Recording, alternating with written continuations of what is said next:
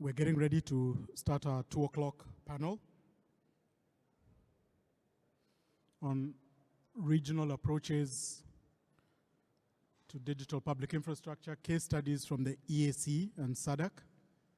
And so if I could encourage everyone to take a seat, and we'll get ready to start in the next few minutes. We have a lot of empty seats in the middle, so I was just wondering if people could move closer to the front.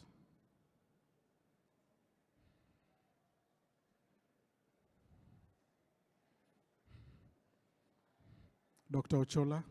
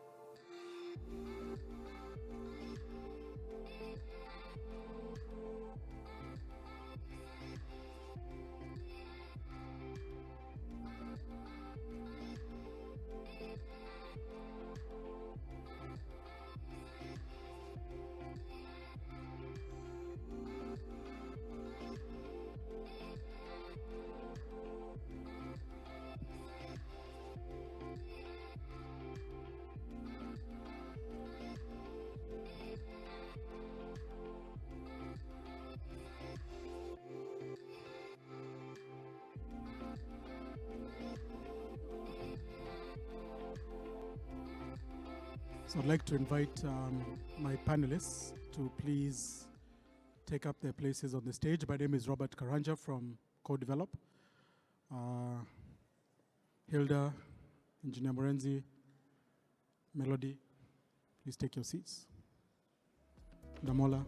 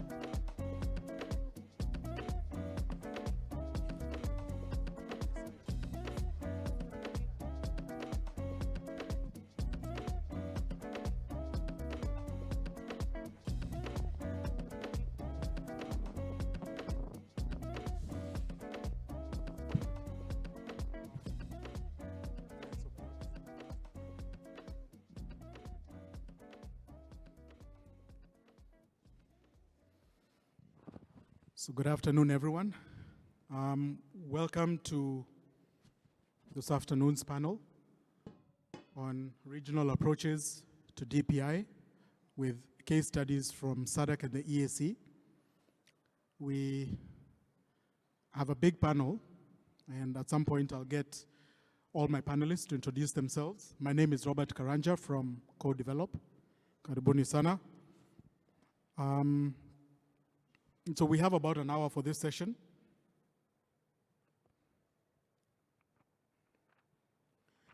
And in the interest of setting the stage, I would like to invite one of our distinguished guests, who's gracefully agreed to be on our panel. Professor Njuguna Ndung'u is the former Cabinet Secretary, National Treasury and Economic Planning in Kenya, and also former Governor of the Central Bank of Kenya, among many other roles that he's held in the Republic of Kenya. And I'd like to give Professor a few minutes to share some opening remarks, which will generally look at reflections on regional integration with a specific focus on cross-border payments and also the potential of digital public infrastructure to power trade and financial inclusion. So, Professor Ndung'u, please welcome to the podium and give us your opening remarks. Thank you. Thank you very much indeed. I'm not so sure I followed the question, but I think I do understand what exactly where we are coming from, listening from this morning. But I'm happy, and I'm happy to be in this session because I listened to so much of the discussions in terms of the building up of the DPI. And for us, that is very, very critical. But sometimes, even when we are talking about DPI, it's always important to go back a little bit in history and ask ourselves, how have we come back? How have we found ourselves here? What has been the process? And for me, I'm looking at the process, for example, the last 18 years, for example. Where did we start? We started with just retail electronic payment system. And it was novel. It was strange for everyone. I remember that time at the central bank, we fought, I was at the Central Bank of Kenya, we fought very hard to actually introduce, that's the embodiment of M-Pesa is what I'm calling the retail electronic payment system. And it was strange until I remember one time the World Bank came up with a paper and they argued that M-Pesa was actually a very efficient retail electronic payment system. It was safe, it was real time, and everything changed. But then we ask ourselves, what was actually happening with the instruments, retail electronic payment systems like M-Pesa? The first thing is that most people are excluded from the financial system because the financial system was not offering them the payment system. That is even at the retail level. Now, if you have the comfort of actually paying or using your phone to pay, it became quite a game changer. The second thing is that you are able to reach out. I remember the advertisement in Kenya was send money home. You don't have to go home. You don't have to go to the point of sale. But the most important macro changes that we realized was that banks realized that this was an electronic instrument to actually manage micro savers and micro credits. So financial inclusion became a game changer. And we have seen what has happened, especially in the East African region in terms of banks. But that's, for us, very, very important. But more importantly for us in central bank was that how do you manage monetary policy when a large proportion of the currency is outside the banking system?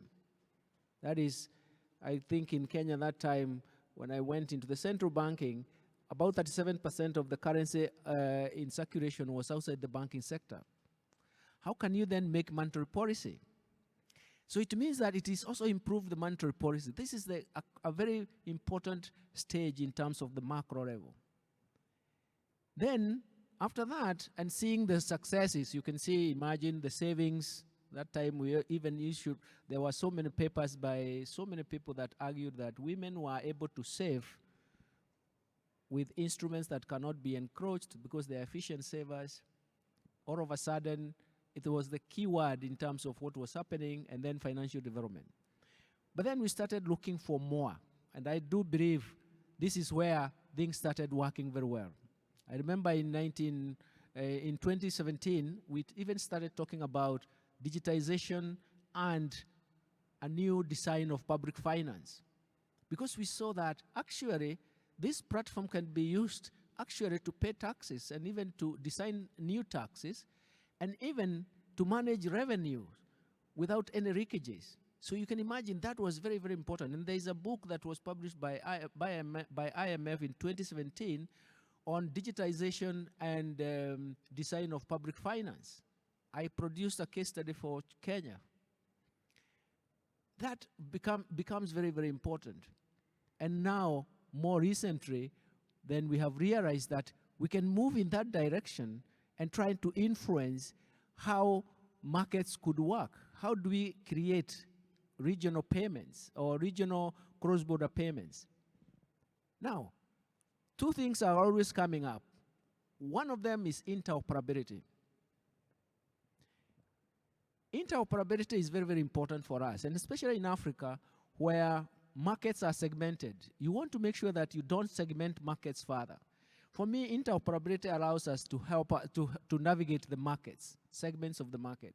In fact, one of the points I argued in the early 2000 and maybe in 2008, 2009, was that M-Pesa and even retail electronic payment system was allowing us to navigate market segments, especially the segmentation between formal and informal. We were able to navigate those segments. So you can look at interoperability as a system that is going to help us navigate across market segments. And in the long run, then obviously you see that market development will step in and help us in terms of encroaching or covering that space. But I did one also in the same period, by the time, I think like 2017, that digitization can also be frustrated by state capacity. And this is what we have witnessed. So now, this subject matter has come back to us now as DPI. And for us, that is very, very interesting, because we want to come back and ask ourselves, why is it so difficult for regional blocks, regional integration to work when you cannot trade across each other? And one of them is that you have to create interoperability. By the way, there was a lot of debate whenever we talked about interoperability of payment system. Most new firms entering the market, especially telcos, thought that interoperability will help them capture the market or capture a section of the market. I argued that time is that interoperability was creating the rails, and the products that you roll out in the rails are the ones that are going to actually capture the market. And it has come true. So it's, in a sense, so far, there are very few countries that are now have interoperable payment system. Tanzania is one good example. The moment you have interoperable payment system, then you can move into a national switch. And then at the regional level, we can now, in the national switches, can actually interoperate across. And that is what is going to encourage trade in the region. There's more that we can say about that, but let me stop here for now. But I just wanted to say, I have a history from where we have come from. That history has generated so many questions and even unanswered areas that we could have enjoyed, especially at macro level. Fiscal policy is one of them. Financial development is another. But removing market segmentation is a very important one in the marketplace. So again, we can come back to those points and try to see how we can elaborate on them, because we want to use DPI and say, why does that history should have given us enough incentives to push the DPI to the next level, and maybe that is where we should start now. Thank you very much, Professor, for those remarks and for sharing your wisdom and your knowledge. Thank you. We appreciate. I would now like to move into the next segment of this panel, and we're going to hear from Dr. Melody Musoni. Dr. Musoni has recently been involved in the production of a report, which we're calling the EAC DPI Assessment Report. And she will present her findings, and at the end of the report, we shall have a QR code, and you can all download the EAC DPI Assessment Report. So I believe this is the first time we've done an EAC DPI Assessment Report. So this is the first time you're also going to get to hear about it. So karibu, Dr. Musoni. And I think you're using the PPT. Do you want to come and present from here?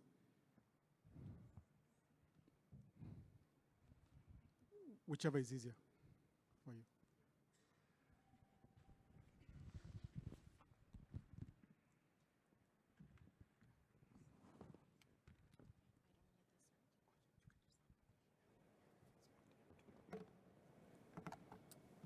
Good afternoon, everyone. So as Robert has mentioned, I'm going to just briefly discuss a report that we recently conducted on the EAC Regional Needs Assessment for DPI. And basically, in terms of this report, we were really trying to understand how the East African community as a regional bloc is approaching digital public infrastructure and development, and looking from a country national level what each country is doing of the 8 partner states, how they are approaching DPI, and as a collective, as a bloc, what does that actually entail? And in order for us to do that, of course, we had to look at, do a SWOT analysis where we looked at some of the strengths in DPI development in the region, the weaknesses, opportunities, and threats as well. And I guess the main part of the project itself was really on trying to identify regional use cases for DPI or cross-border DPI use cases, where we were looking at, are there more than 1 or 2 or 3 EAC partner states that are already using a solution that is DPI-centric on digital identity, on payments, on data exchange, and what are some of these use cases, and is there room for scalability? And part of that work also, in identifying the use cases, we also had to apply the UNDP DPI safeguards frameworks to actually see whether these use cases are actually aligning with some of the issues that were discussed in the morning, for example, on issues around inclusion, safety, interoperability, and trust. We came up with 6 regional use cases that we identified. So if you look on health, for example, what are some of these emerging use cases? And what we found was there is a definite interest for data sharing, particularly health information, from government institutions' side as well as from individuals. So if you are living in Kenya, you want to travel to Uganda, you don't necessarily need to carry a whole patient file with you. You'll be able to actually have a portable health record that you can also present in any other EAC partner country that you visit, for example. And because the EAC is also quite prominent in trying to promote regional movement of people and movement of goods, we also looked on trade, what other emerging use cases are coming up, and we found that there is definitely an interest for easy movement of goods across borders. So there is this concept of no-stop border where we can use DPI to facilitate how goods move from one country to the other. So we have a use case that we identified in that area. And the same again with movement of people, apart from traveling for purposes of tourism or for purposes of trade. People may also want to travel for maybe new career opportunities. Are there use cases that promote mutual recognition of qualifications? So we identified another use case there. And then the other use cases, I won't talk about them because I think we all know that when it comes to mobile money and digital payments, the region is quite prominent and active in that space. And at the end of the report, we also tried to look at what needs to be done for the EAC to actually reach the DPI, its DPI stack. And then some of the issues that we identified when we were doing this report was DPI is being seen by the region as a tool for regional integration. So there is a lot of discussion about we want to create a common market, a monetary union, and to promote the digital single market under the AFCFTA. How can we use DPI as an approach to facilitate this regional integration? And again, DPI is just a term that we are now using, but it doesn't mean that DPI is entirely new. It's not entirely new in the region. So if you look at countries like Uganda, Kenya, Tanzania, and Rwanda, they already have eGov platforms and applications that they are using that are already in place where they are trying to use digital ID. They are already sharing data, and there is potential to also use digital payments to access some of the services. So DPI as a term, it's not really new to the region. And what we also found is in the discussions that we had with partner states, the approach to DPI, it's always DPI plus something else. So it's really going beyond the 3 pillars on payments, on data exchange, and to go beyond the three pillars to look at the key enablers, is it issues around infrastructure. The region is still working on improving connectivity, issues around digital literacy, issues around skills development. So you find that a lot of projects that are in the region, they may not appear as DPI, but they are actually fundamental and key enablers to us having DPI in the region. And also to commend the kind of political commitment that is in the region.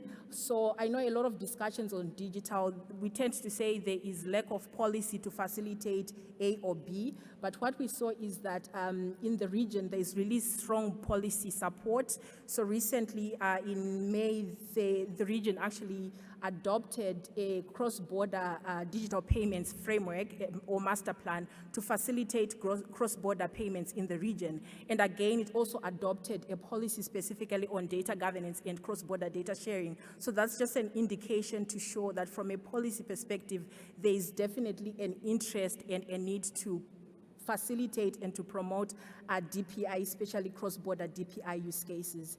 And then when it comes to the trends, just looking at the three pillars themselves, digital payments, it's very advanced. So countries like Kenya, of course, when it comes to mobile money, it's now saturated. It's no longer about peer-to-peer, low-value transactions. They're now thinking about what else can we use mobile money for.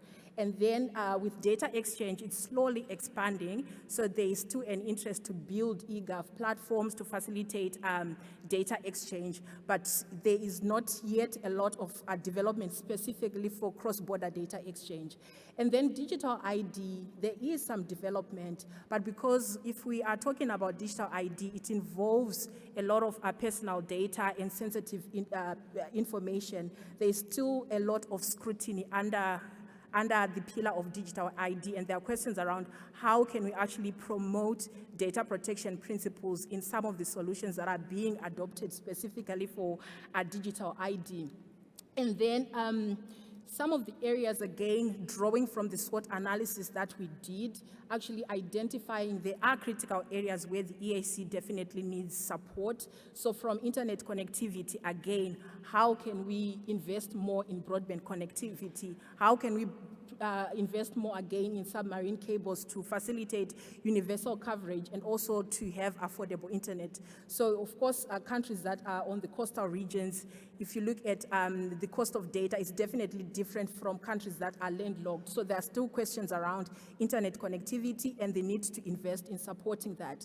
And then another point that also came up in all the discussions that we had with partner states was the need to have data centers. So there is, as governments are developing their eGov platforms, they want to enjoy that digital sovereignty and data sovereignty, and it starts with them having their own national data centers. But the thinking also is about how can we develop regional data centers that can be used by the 8 partner states, for example.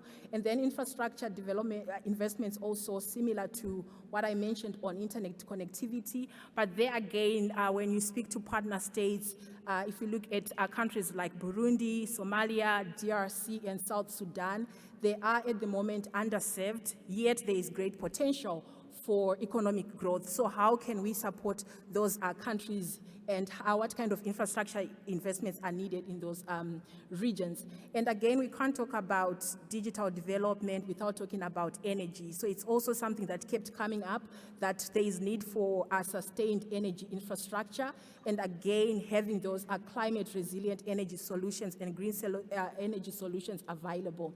And another important factor or point that was raised, I think even during the main opening session, was for PPP, we really need to promote public-private partnerships for DPI, creating that enabling ecosystem for local innovation. So instead of just having private sector coming in from elsewhere, how can we support local companies that are working on developing DPI solutions to also take advantage of some of these innovations that are taking place in the ecosystem? And then we also found that on digital payments, like I said, some regions like Kenya, Uganda, they have been using mobile money for quite some time. So for them, the opportunities are now looking at beyond EAC. So it's no longer about trying to penetrate the market in the EAC, but it's about what other opportunities exist beyond the EAC. So if you look on remittances, for example, I think MasterCard has entered into some agreements again with EAC partner states to also facilitate cross-border international remittances and international payments. So there is definitely an interest there specifically on going beyond the EAC as a region. And then on data exchange and eGov, so if you see, like I mentioned, countries like Burundi, DRC, Somalia, South Sudan, they do not yet have their own eGov platform. So there is need, again, to support them in developing their own data exchange platforms, as well as building that regional data exchange layer to facilitate cross-border movement of data, for example. And then on digital ID, again, there is still an interest because it's still in the early stages. So there are a lot of investment opportunities to promote the use of digital ID, to modernize and expand, again, the use of national biometric systems, and again, the focus there being on interoperability and inclusion, making sure that no one else is left behind. And there have been some issues, if you read our report again, issues around procurement. How do you go about that, as well as supporting mutual recognition? So if you develop your own national ID, can it be recognized by other partner states to facilitate that cross-border regional data flows? And then, of course, sustainability. So when you talk to partner states, some of them are a bit concerned that DPI projects or digital projects, they are just once-off. Investors come in, or funders come in, they focus on a project, they leave. There is no sustainability or thinking around sustainability. So when looking at DPI, how can we support our DPI sustainability? And like I mentioned earlier, regulatory support. There is definitely a lot of policies that are already facilitating cross-border DPI, but at the same time, there is need to get more support.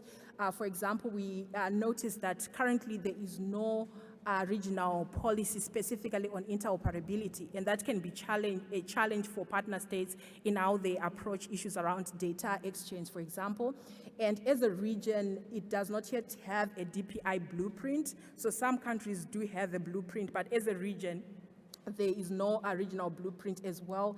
And then at national level, most of the partner states do not have the DPI framework. So there is no clarity on how to actually approach our DPI. So in a nutshell, that is what the report was about. We also looked at the 8 partner countries, and we provided an overview of what is happening in each country. So we have provided a QR code that you can also scan and get access to the report. It's quite an extensive report, but I hope you enjoy reading the report and our findings. Thank you very much.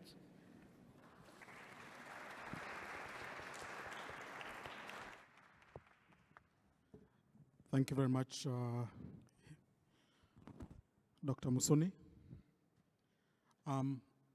Given that we've shared quite a bit of content so far, we do have a Slido QR code that you can take a picture of, and please start asking your questions there so that as we proceed with this panel, we'll be able to retrieve some of the questions that you're asking and get the panel to respond to those questions. So we'll have that on this stage for some time before I invite my next presenter. He will not be making a PPT presentation, but Damola Owolade is the project lead on the SADC eKYC project. He works for Finmark Trust here in South Africa, and they are working closely with the SADC central bank governors to facilitate an eKYC process that Damola will speak more about that will essentially enable the movement of or transfer of funds primarily from South Africa to some of the frontline states, facilitating migrant workers and others through a layered eKYC approach that can be used against any existing identity document. But I'll invite Damola to speak to that for a few minutes. Then after that, we are going to jump into a panel session. Did everybody get a chance to take a photo of the QR code, or do you want it up again?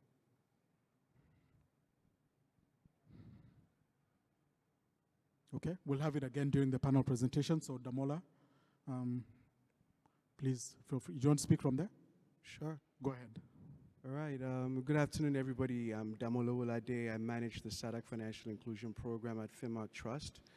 And my talk, preceding the panel itself is really to give a context on how we're thinking about deploying DPI within the SADC region for a financial inclusion and regional trade use case, and to go into some of the details in terms of what we're considering as far as deploying this.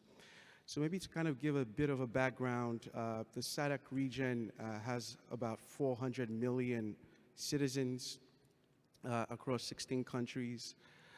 We have a regional bloc with a secretariat in Botswana. Within the region, we have a customs union, we have a monetary union, which really been mentioned to kind of show that there's a level of integration that's currently happening. We also have a protocol on free movement in 1995. There isn't any unilateral ratification of this, but there are bilateral agreements, which then means that people can travel within the region to spend about 90 days without a visa and then go back home. Obviously, this leads to a significant level of interconnectedness in terms of the labor market, the economic market within the region. So you have quite a substantial level of economic migration, and you also have forcibly displaced persons that are also moving across borders. Over and above that, there is an investment and finance protocol that's been driven by the SADC Secretariat to drive regional economic development, and financial inclusion is one of the pillars of this protocol. And the basic idea is that the implementation of financial inclusion strategies and policies shouldn't be a domestic or national mandate. So if you're a migrant and you go to another country, you should be able to access at least an entry-level store of value or a transfer of value service, particularly to send money back home to your loved ones or beneficiaries. But similar to what the prof said earlier, we have a fragmentation in how people access formal services, particularly store of value services and transfer of value services.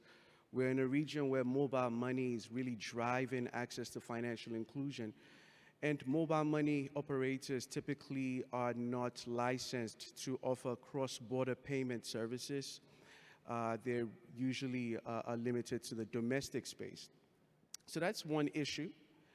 The other issue that I think is probably important to mention is that we have middle mile infrastructure in the SADC region as well. We have a regional gross settlement system, so there's a settlement system in the region.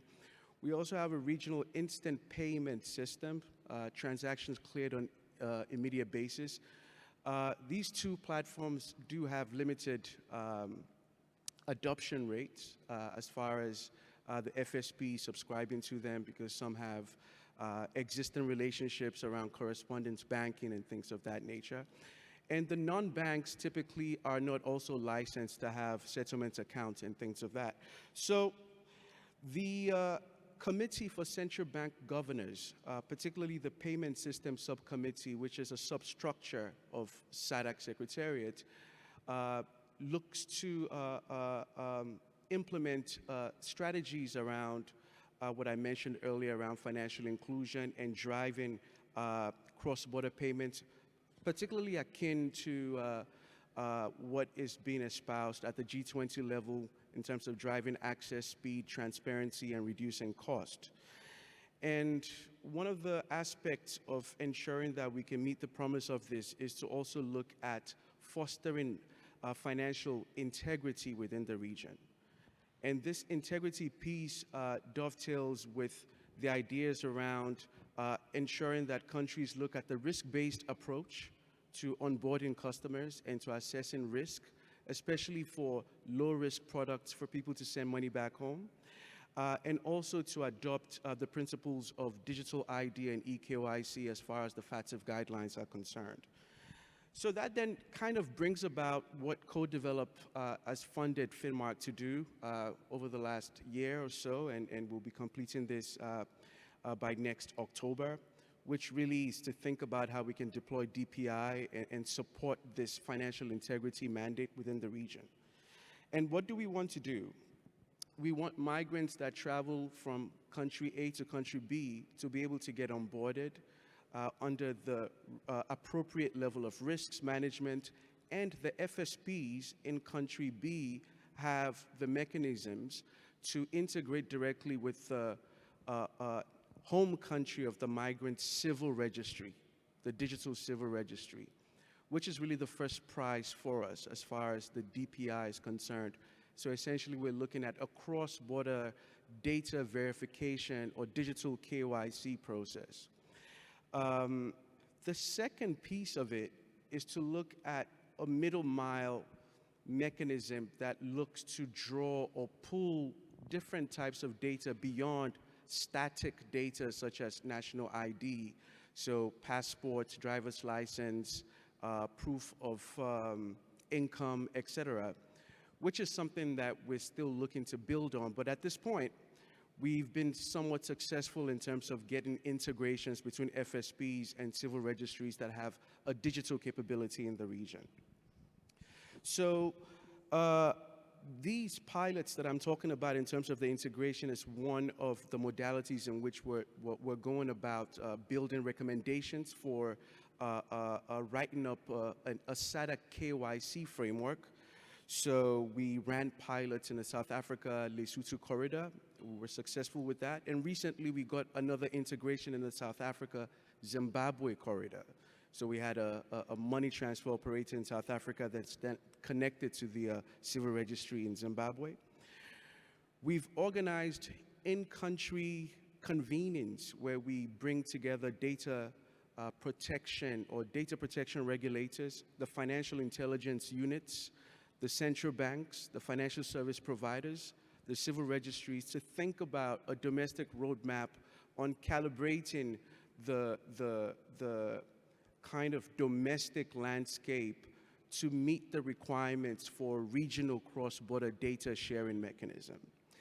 And we also looked at primary research where we kind of asked questions across the different stakeholders that I mentioned to kind of get a sense of the legal requirements, the technological requirements, what we should consider as far as governance is concerned, what are the trust and safety considerations as far as customer consent is concerned, and things of that nature. So maybe just to kind of then give some background around what the ID systems look like. So we have different ID systems in the region. Some are self-sovereign ID systems. So for instance, in Seychelles, you have a self-sovereign ID system, which already has trusts and kind of like the UN DPI safeguards principles embedded in them. We have, it's also like a wallet system. We have centralized systems with public key infrastructure that is embedded in that. You see that in Lesotho, you see that in Zimbabwe. And in South Africa, of late, we're seeing a process where the South Africa Reserve Bank is embarking on a payment ecosystem modernization program, and there's a team that is tasked with developing a digital financial ID mechanism. So you have different kind of ways in which the region is set up as far as digital ID is concerned. And then when it comes to integration with some of these platforms, what we've seen is it's mostly point-to-point integration. So the FSP integrates with the national ID system on a point-to-point basis. We do have a novelty in Mauritius where the central bank has set up a central KYC mechanism, which is essentially acting as a middleware, picking up information from the national ID system, picking up information from the driver's license registry, marriage certificates, essentially instantiating a CKYC or central registry, although it's federated. There isn't any data kept at the center. So we have essentially a use case or an example where we can look at the integration of national ID systems or maybe digital financial ID systems, and looking at how we can overlay that with the middle mile infrastructure that I mentioned, so the regional IPS system as an example, which could potentially host what we think could deliver the promise of a regional eKYC registry. And we believe that could solve some of the issues around financial inclusion and also kind of enable cross-border trade. Thanks. Damola, thank you.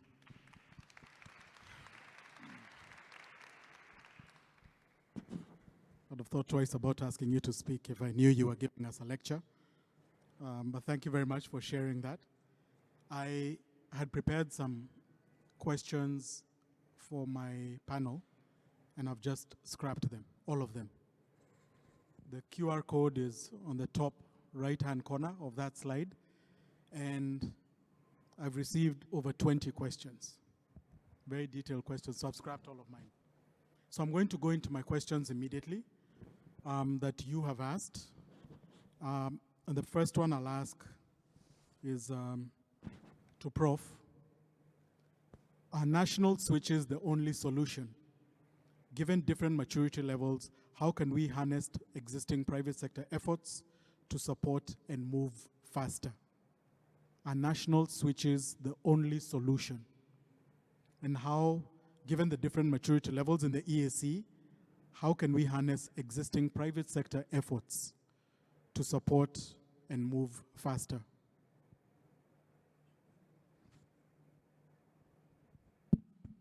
I'm sure, I think the national switch, we have been on that for a long time, and there are different ways of trying to do that.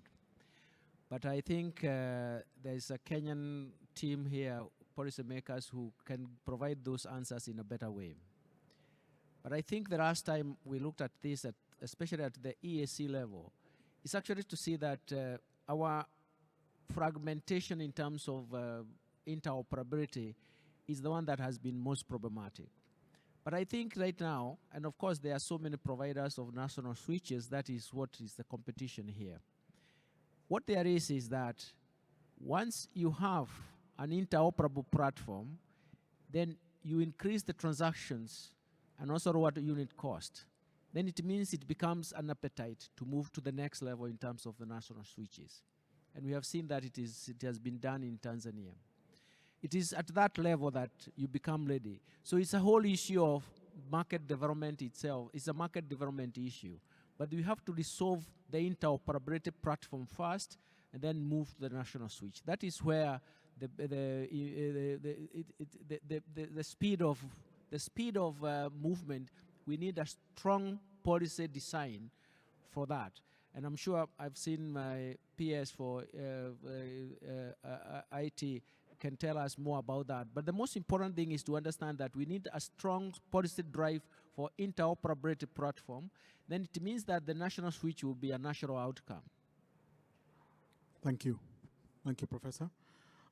Hilda, I'll come to you with the next question on what is the EAC Secretariat doing to advocate for digital public infrastructure across the region, given the different stages of digital maturity across the member countries?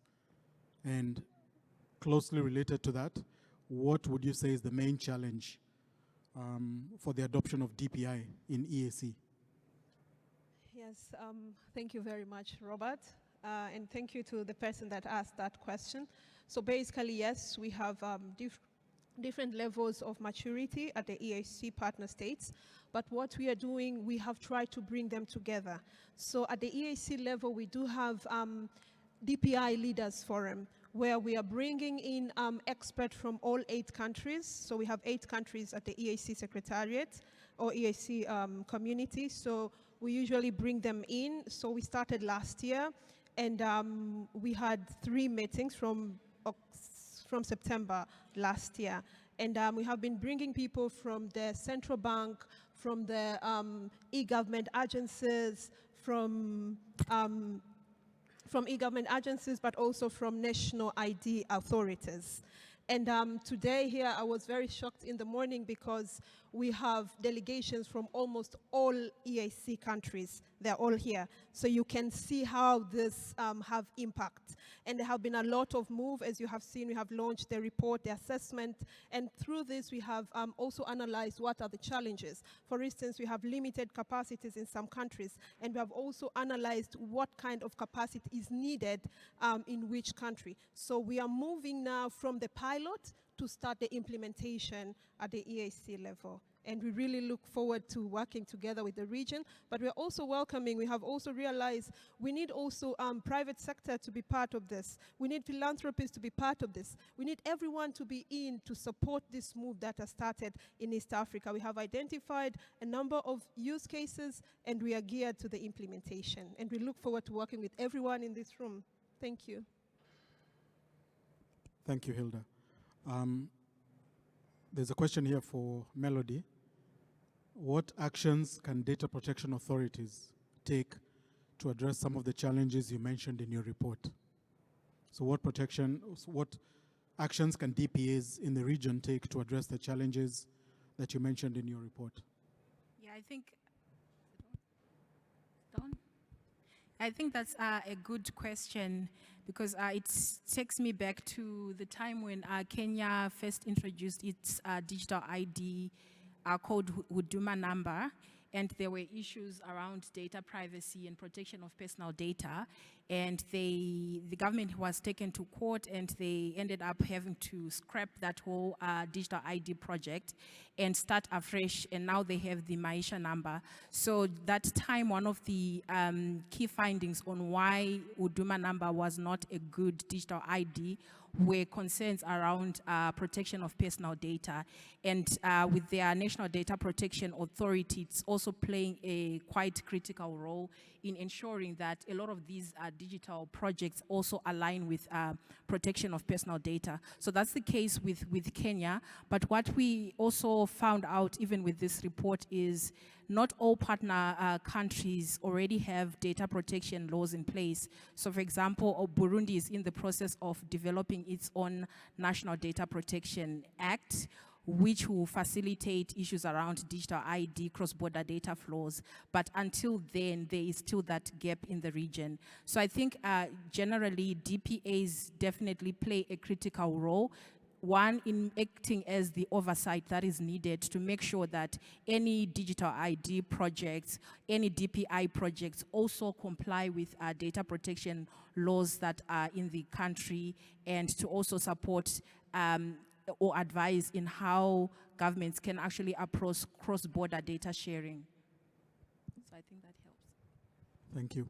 I've received a lot of very good questions, and I don't think we're going to be able to respond to all of them. So perhaps if you'll allow me, what I'll do is I will also share those questions back to the panel, and hopefully they can respond at some point.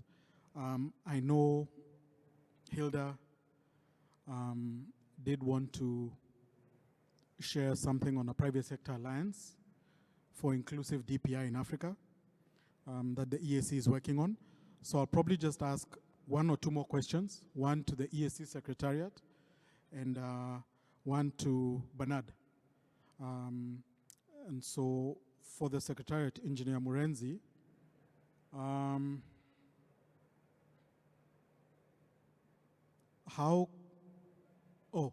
could you discuss the data sovereignty movement in the EAC and what impact will it have on data protection and data interoperability? Yeah, thank you so much. And it's a blessing to have the majority of the East African panelists here, and more importantly, talking about the DPI. So first and foremost, what have we done to even make us talk about this DPI, and also that leads us to the interoperability? Hilda mentioned about that, but more important is the leadership. You know, the moment you have the proper leadership that understands the DPI, even the interoperability becomes easier. From the onset, I'm happy to say that we are also blessed to have our Secretary General seated here, who has constituted this team that made the working groups of the DPI Leaders Forum, the data protection team, and also the digital transformation for the region. So the moment you have that, it's easier to now internalize and see where the gaps are. But from the regional perspective, what is making the best practice that I can tell you, that leads us to even mention that we have some of the interoperable systems that are already working. One of the part of it is the harmonization of our policy frameworks. As you have heard, we have that national data protection laws. But when you look at those national data protection laws, there are some gaps. The EAC treaty is so clear more than even other regional economic communities. The regional law supersedes the national law. So as we speak today, we are already developing the regional data protection law that allows the cross-border data flow. So with that, it's one of the tools that allows the cross-border data flow and also enables the challenges that you have seen within our national data protection agencies. Another part that I just wanted to share that is one of the most success for your information. You had mobile money, you heard about the also other initiatives, but one of the things that we acquired before was the EAPS, East African Payment System. This one is the cross-border payments that is happening in local currency, the settlement that is already happening within our central banks. It started with the 3, then 4, now 5. Then as the new countries are coming on board, it's going on. A good example, again, I just wanted to share with you is the POC. You heard about the Payment Master Plan, but the only uniqueness of the ESC, as I mentioned, the readers, our governors of the central bank signed off the the East African Payment Master Plan. So this East African Master Plan has the details of all those components that requires our payment. So next week, we are doing the POC for the payment interoperability between tips of the Tanzania and Rwanda. But you had Tanzania, but we are 3 countries so far in ESC that has the national switch. United Republic of Tanzania, Republic of Rwanda, and Somalia. So we are already now doing that interoperability. So there is the point you mentioned, even I saw it as a question, about the infrastructure. Again, as I mentioned, the leadership, the first week of December, we are having the summit of the heads of states on the infrastructure. So what does that tell you? It shows you that the region is taking the integration at the core heart. Because once you have the DPI functioning, infrastructure in, then our single digital market is attained faster. And that is the role of the leadership I'm mentioning. So maybe another part for your information, the first roaming happened within our region. As you are aware about the region, it's happening in Europe and the rest. But honor, as the enabler for our communication, at least, you know, once you communicate, you are able to trade and you're able to share the challenges. So there is that free roaming within East African community out of our countries. The last that I wanted, because I see time is not with us, is to let you know that we are starting data roaming as an enabler for our regional trade. But chairperson, there is something you need to learn, maybe even the rest of the continent and the rest of the world. We have what we call SCT, Single Customs Management Act. Our revenue authorities, all of them, 8 of them, are sharing real-time data and on the timely basis, and they are real-time monitored. So it's already interoperability happening. Why has that been achieved? It's because the region has harmonized the law. We have one Regional Customs Management Act, which makes the data flow across.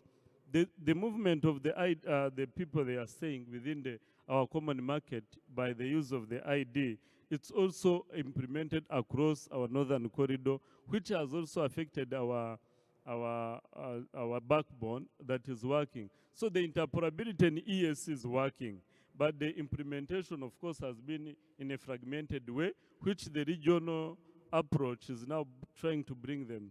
There's few questions you saw in the gap, maybe if you may allow me to tackle less than a minute, so that people understand. The gaps you saw that the DRC, Burundi, Somalia, through the same leadership I mentioned of our Secretary General and South Sudan, we have already a project supported by the World Bank. I thank them, they are already here. It's called the East African Regional Digital Integration Project. It has already tackled on those gaps. And now we are now supporting them to have their data center and all supporting them with their national backbone. On the ID, digital ID you mentioned, through again the support of the World Bank, we are piloting it between Rwanda and Uganda. So meaning that the regional approach, it's already taking a shape. And as I conclude, Chair, let the audience know that the first mobile money was started in East Africa. That was Kenya by Safaricom. But also there is a story that is always never said.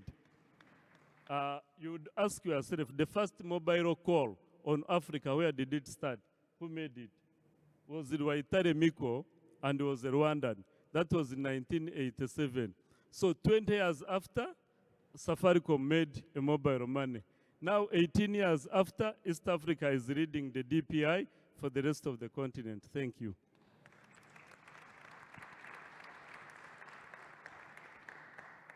Thank you, Engineer. Thank you. We are running out of time. If I could please kindly ask you to spare 5 minutes.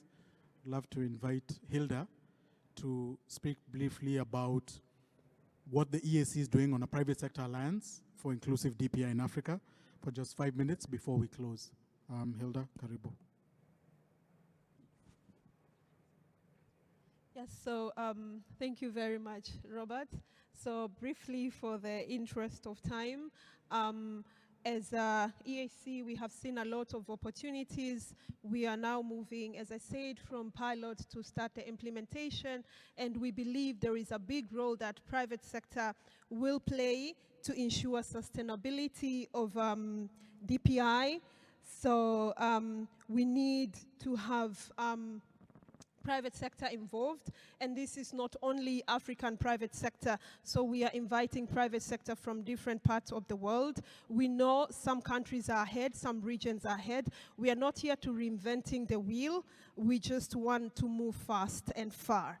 Not only fast, but also far, and we believe we can do this together. And for private sector that are willing and open to partner with us, we have a QR code. We just need you to register, and there is a form behind that QR code, and then we are starting this alliance, and we believe we can do a lot together with the private sector. There are follow-ups, events, and activities. We'll reach out specifically to these organizations, and now it's my honor to invite Engineer Murenzi. As he said, there are great people behind the success that we have today as EAC region. We have strong leadership. So I would invite Engineer Murenzi for the official launch. You're welcome. Yeah, thank you so much. Maybe much has been said, Chair, our moderator, but it's important. Maybe I request my Secretary General to be the one to launch this QR code on the behalf of others, because she's the champion of the of our digital transformation in East Africa. Your Excellency, Secretary General, is just a scan for the purpose that any others can also scan this QR code. If you may allow us and the Prof, because you are our champions in this ESC region, our moderator was to scan this and allow the rest of the other people to now scan and register to work with us within the East Africa. Honorable Secretary General, it's not to ambush you, it's just a symbolic moment as our champion and our Prof, because these are the champions of our digital. Yeah.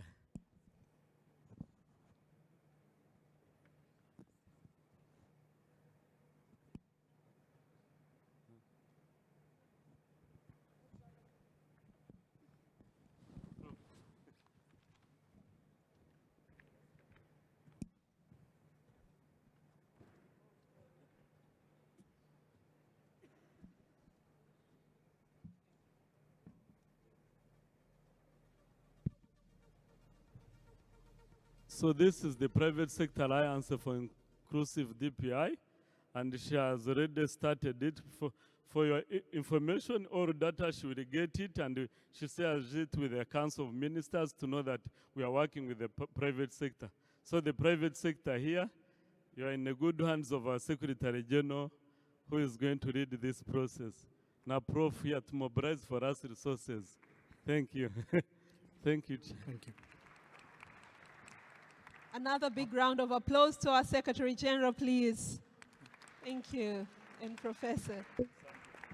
In closing, I would like to invite our Secretary ICT from Kenya, Mr. Bernard Rotich, to please say a few words. And specifically, Bwana Rotich, if you could speak to some of the DPI efforts that we are undertaking in Kenya, and if you could kindly share that with the audience, would really appreciate. Karibu. Thank you, moderator. I want to also thank Professor. I think he has done much of the introduction of the Kenya sector. I want to also thank my colleagues led by the PS who is here, and I think he'll have a session to answer the question that Prof directed to him. In terms of Kenya adoption of DPI, we have done a bit of some milestones.